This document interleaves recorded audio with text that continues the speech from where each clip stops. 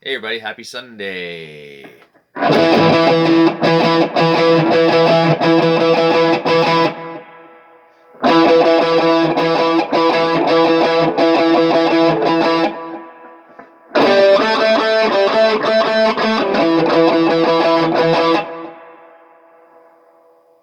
guys ever remember learning that guitar solo when you were, a wee lad or wee girl, wee person? Thank you. Out there, Neil Young's down by the river. Yeah, I first heard that. Like, wow, there's a guitar solo I could play when I could barely play anything. Yeah, I love that. I love that solo. There's a lot more to that solo. A lot of people were like, I remember being in school saying, "Hey, yeah, I could play that Neil Young solo." Anyhow, it's so sad because this guitar, if you take a good look, is missing its E string. So I didn't even need to put that on to make this video. But that's Neil. That's Neil. We love Neil Young. The simplicity of it all, the Les Paul that's torn up like crazy, and that's our buddy Neil. A proud, somewhat Canadian, yes. Anyhow, cheers to everybody out there. Happy Sunday. It is another week. Hey, congratulations to everyone. Golf clap. We got through February. Well, not quite actually. It's not over yet. It's only the 25th today. But anyhow, cheers on Route 66. Yes. Okay. Talking today about someone came up to me last week and said, "Hey, Neil Young tickets, $1,000." I'm like, "Well, there's no way. There's no way. $500 is no way." I mean, come on. So I just wanted to talk about ticket prices today because it's a hot topic, and Neil Young, incredible, legendary. He's up in the hierarchy. He's up there with, I would say he's up there with Stones, The Who, that kind of that level of classic rock musician. Yeah, so upper tier of classic rock. There we go. Okay, $1,000. What's a Stones ticket going for right now? Probably in that area. Then I just thought I'd check. A very very nice. I don't know if you can see it back there. It's a little too bright, but there's the floor plan. I mean, he's playing the Budweiser stage. Now, here's another thing. What venue picking for these bigger acts is interesting too. Um, I think Neil Young could probably fill a hockey arena. Budweiser stage, I think it's 5,000. I don't know. Can't remember. Yeah, it's much more than that. I don't know. Anyways, uh, let's take a look here. So there are some cheaper prices. So my friend saying $1,000 to get in to see Neil Young was wrong. You can get lawns for $200. I'm not going to sit on the lawns for $200. Okay. Um, but as you get closer to the stage, I'm not sure if you can see that stage playing back there. As you get closer to the stage, there is tickets going for in the general admission little floor section in front of the stage at Budweiser, $3,500, and the really close seats, 100 level, 200 level. Yeah, there's some tickets on there on the Budweiser stage site for $1,000. Okay, let's talk about this for a second and get this brightness off the screen for a second here. Okay, they don't sell albums anymore. Some of them, I think Neil Young have sold their catalog for you know millions of dollars because that's they're at the end of their life, sadly, but and they've sold that off, and that's more money than they probably made in their entire career. Who knows, these artists, and they've sold their money off, their catalog off to be forever in you know Chevy commercials for the rest of their lives, or the rest of rest of our lives and our kids' lives going forward. Because this money, let's be real here. This is probably the best music that's ever been written. There'll probably be more music written in the next, 300 years, but this classic music will live on forever, just like Beethoven, Mozart, and that kind of thing. We're on that level now with classic rock music, and it's you. I don't think you would disagree with me on that. But yeah, the only way these artists can make money now is playing live. That's it. There's no Spotify and all this streaming and all that, and the whole world, and the simple fact that you don't really sell albums anymore. You're selling singles, and it's the song, and that's maybe attention span. That's maybe the way maybe they're making it that way. I know there's other places in the world that still buy full releases from a band. If you go to Japan, they're still selling. They still sell CDs or some form of digital music that you can buy, and it's yours, and you're not going to lose it off your phone when Apple decides to grab it. But that's it's all control too. I mean, there's songs out there that I remember versions of songs that are gone now. You know, like Angela and we talk about this Queensryche song that came out after Silent Lucidity.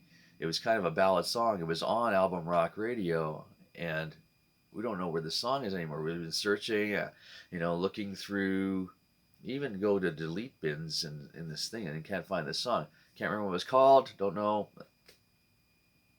No. There's a song by Rush, Under Lock and Key.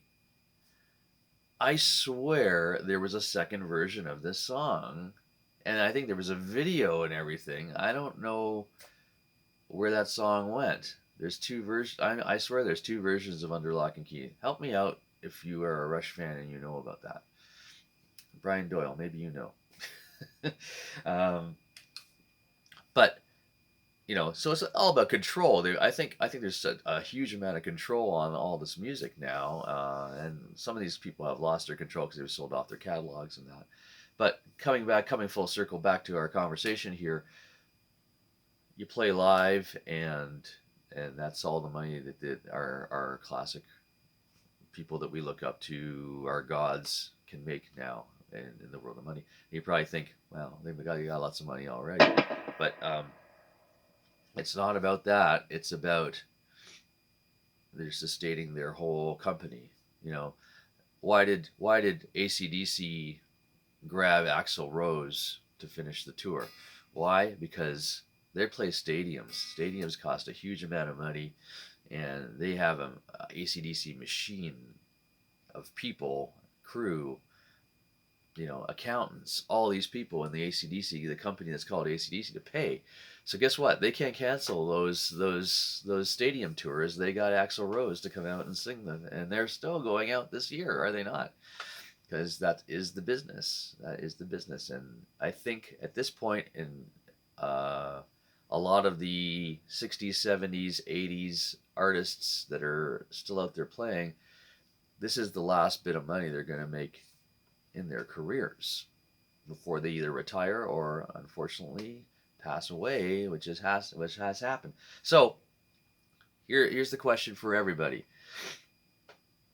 You take all that in consideration and say, hey, I'm going to pay $1,000 to see Neil Young? I think most of the people I know would say no. If you have expendable money, and for some reason some people out there seem to have this, yeah, I guess they're buying those $1,000 tickets. My daughter wants to see Olivia Rodrigo. Tickets are unbelievably high priced. Coming from full circle, Taylor Swift. Now, my family loves Taylor Swift. If you don't think much of Taylor Swift, I don't know. Taylor Swift, if should be reckoned with. She is the biggest artist in the world right now. I heard a football fan the other week say, "Oh, Taylor Swift, she's just a groupie." She's not a groupie. That football player who we can't remember his name, That might be the groupie. She's making more money than the NFL right now. So who's who here? Anyhow, and if you don't know that, and you have no clue about that, and you don't think you're gripe about Taylor Swift, maybe you should go back to your mom's basement and put on physical graffiti and maybe stay under the rock you're under, because she's the biggest artist in the world right now. Um, and she's being marketed properly, perfectly, playing stadiums, and she's done an amazing things with her career. She's coming to Toronto a year from now, or not, less than a year now, but when those tickets went on sale, it was more than a year. I don't know if I've ever I told this story, but everybody in my family got the email to get the code to get on in line for these tickets. Some people couldn't get in that line. I actually got a code, and I kind of threw it away. And I have some students that were looking at me and just aghast, saying, "What, are you crazy? Even if you didn't want to go, you could have sold those tickets for $1,000 more." Yeah. So yeah, sorry, I just sold those tickets and bought a new Mess of Boogie. But yeah, I didn't do that, so I'm an idiot. But that's how crazy it's getting now for ticket prices and that. So Olivia Rodrigo again, another one. If you don't know who she is, just go back and put the Zeppelin album on in the basement. But yeah, so she came to Toronto. Amazing artist, by the way. If you want to keep an open mind here and get out of our rock brain, some of these artists are incredible. Olivia Rodrigo is one of them. She came. She did 2 shows in Massey, all sold out, completely done. She's coming and doing hockey arenas now, and selling it out completely. So she's building herself up to be Taylor Swift, is what she's doing. But she's not there yet. Obviously, the career is not there. But I think she's doing 10 nights in Madison Square Gardens. Unbelievable. But this is how the tickets, however, this is how people are being marketed, and it's the way it is. But I don't know, guys. I think I've seen a lot of shows in my life. I'm still gonna go to a lot of shows this year. Uh, the big money ones probably aren't the ones. Even if it's some artist that's even McCartney. I've seen McCartney twice now. I don't know if I'll go back and see him again, because it will probably be in that Neil Young range of pricing.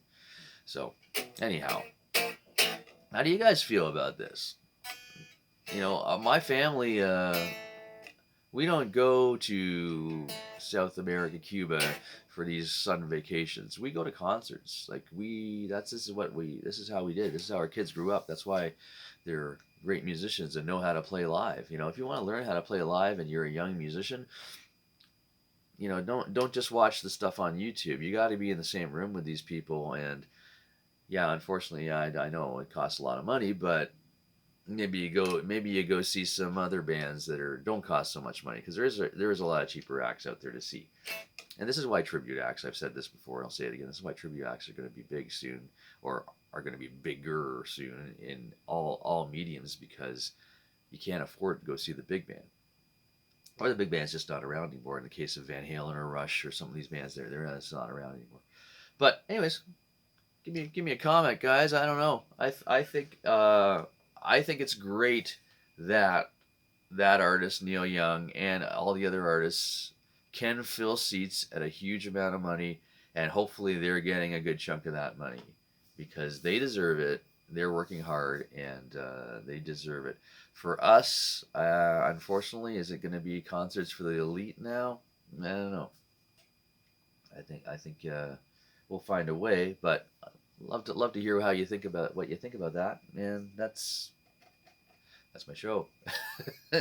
I try and keep it at 13 minutes, 14 minutes. Actually, I used to keep it at like 10 minutes, and now it's getting longer because I'm just getting that long-winded. Anyhow, nice Les Paul, eh? Thanks, Jacob. Jacob lives in a really small apartment in Toronto where he can't fit all his guitars. So guess who gets to mind them for him? Yes, me. But switching gears, I got a huge weekend coming up on the March 1st weekend. If anyone wants to help me with a show on Sunday, please come out and help, especially if you have a large vehicle, because I have to go. I just realized it's the first of the month, and I got to rent a U-Haul, and I'm probably not going to get one because that's when everybody moves. So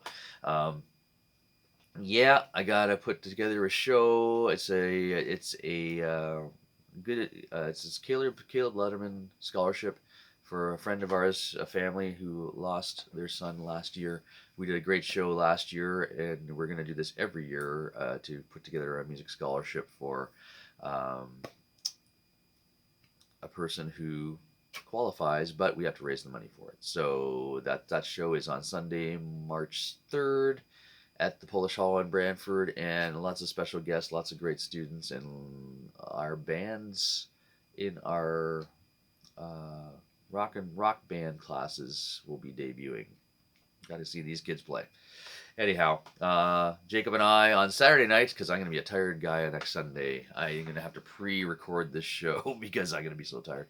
Um, Jacob and I are playing at our favorite place in Niagara Falls, Taps Brew House, on Saturday night. If you're in the peninsula area or you just want to drive down to the falls because the weather's not that bad, guys, come see us at a really nice big stage, and we're loud. Unfortunately, I've been asked to turn down. An acoustic duo has been asked to turn down when we play this place, but they're good people. We like them. It's Friday nights. We have Bridge on Fire at End Zone in Hamilton. Lots of new songs back in this. Well, we got a few new songs, and we've pulled some old ones out of the archive because we want to change up the set list a little bit because we have our new bass player 2-4 on board who's being amazing. Uh, just plays. Let's play a song. Okay, let's play. Gotta love it. Gotta love it. Gotta love it. Anyhow, yeah. And Thursday night, I'm gonna see a show. And I'm not gonna tell you who it is yet. You'll find out next weekend. Thursday night, Friday night, I'm gonna be tired. Another 100-song weekend.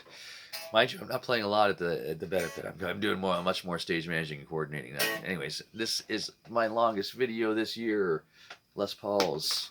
I'm not really a fan. Sorry. Anyhow, see you guys. Have a good one. Bye bye.